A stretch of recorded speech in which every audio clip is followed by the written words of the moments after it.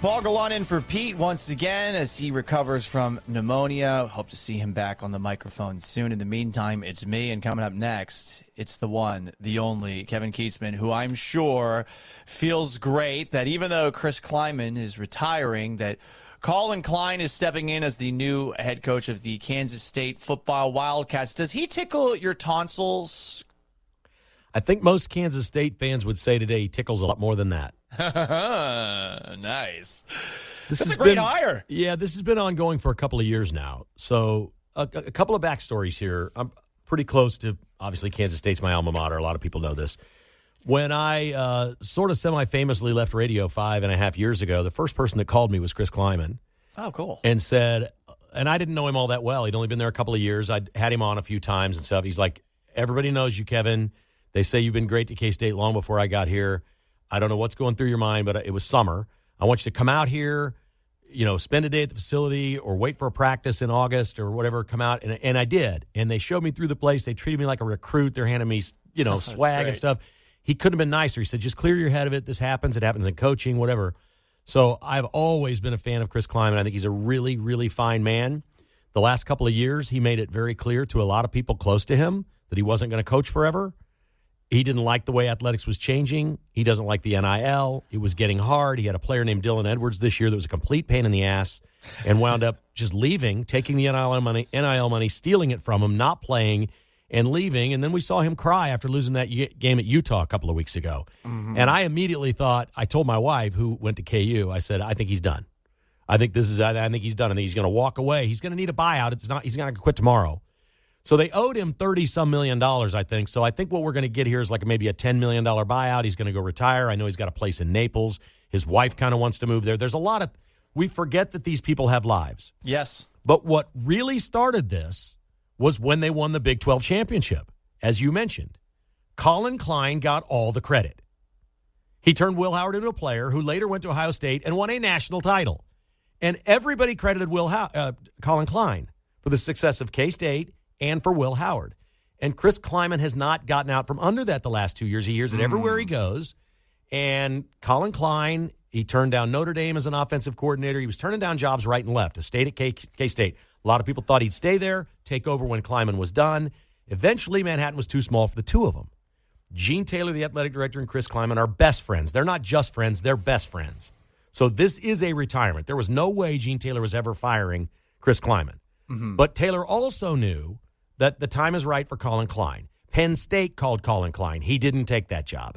He's had more phone calls to take head coaching jobs now than you can shake a stick at. He wants the K-State job. He likes the small town. He's a devout Catholic. He doesn't drink, doesn't smoke, doesn't curse. He works, spends a few hours with his family in the evening, and goes back to the office and works. He goes to church on Sunday.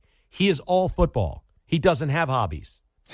He's that guy, okay? I just described, I think, Bill Snyder. Now, that doesn't mean this is going to work. You've been around this forever. I've been around it forever.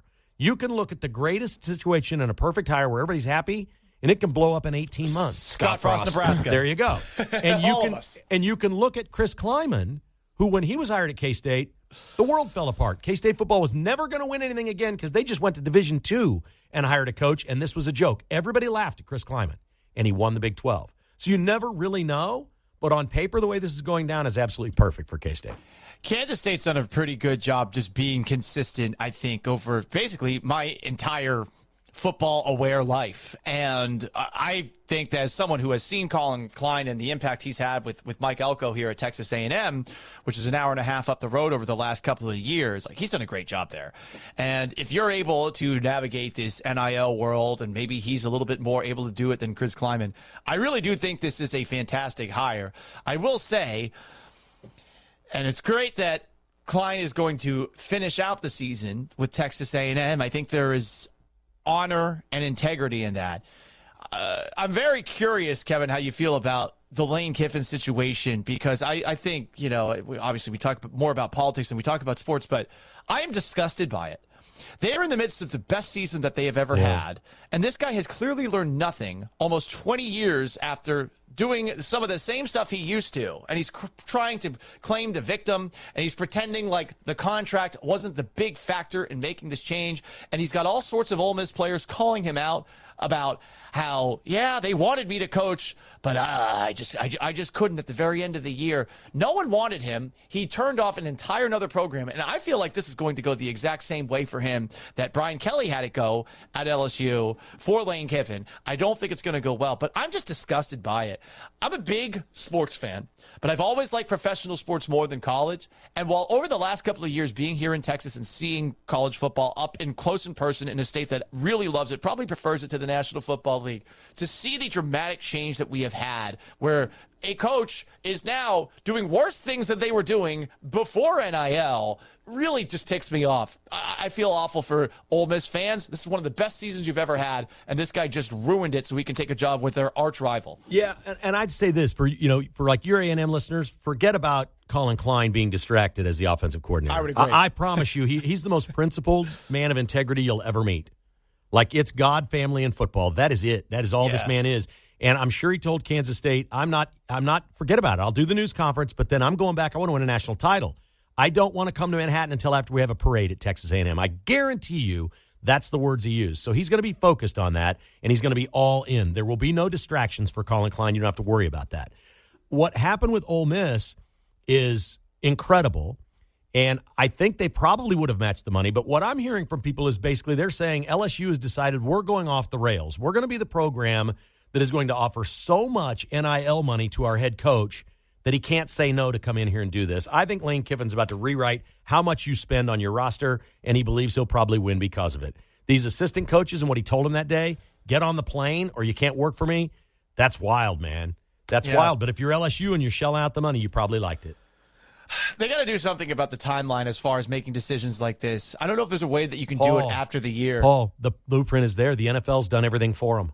Yeah. The NFL has rules in place. You can't hire Andy Reid away from the Chiefs. Right. Why can you hire somebody else's head coach? It's ridiculous. It's ridiculous. And I don't know what they do about it because it does feel like there's no real governing body in the NCAA. You have a charter or a contract or collective bargaining agreement. You have a charter. Conferences can do this too. The SEC could stop this. They didn't. They like the drama. Yeah, they do.